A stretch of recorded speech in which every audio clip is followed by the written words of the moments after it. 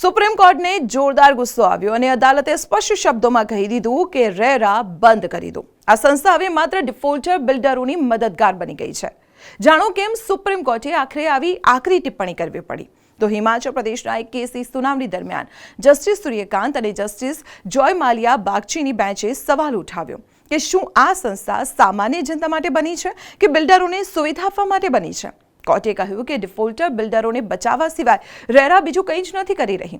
હકીકતમાં વિવાદ હિમાચલ સરકારના રેરા ઓફિસને શિમલાથી ધર્મશાળા શિફ્ટ કરવાના નિર્ણય પર હતો।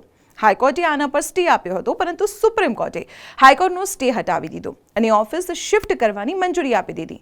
પણ સાથે જ આદેશ આપ્યો કે માત્ર ઓફિસ જ નહીં, અપીલેટ ટ્રિબ્યુનલ પણ ત્યાં શિફ્ટ થવી જોઈએ, જેથી સામાન્ય લોકોને ન્યાય માટે આમ તેમ ભટકવું ન પડે।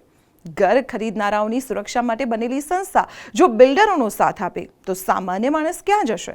શું તમને પણ લાગે છે કે રેરા જે રીતે કામ કરવું જોઈએ તે રીતે નથી કરી રહી? તમારો અભિપ્રાય અને અનુભવ કમેન્ટમાં જરૂર જણાવજો અને આવી જ મહત્વપૂર્ણ ઇન્ફોર્મેશન માટે આપ જોતા રહો સંદેશ ડિજિટલ।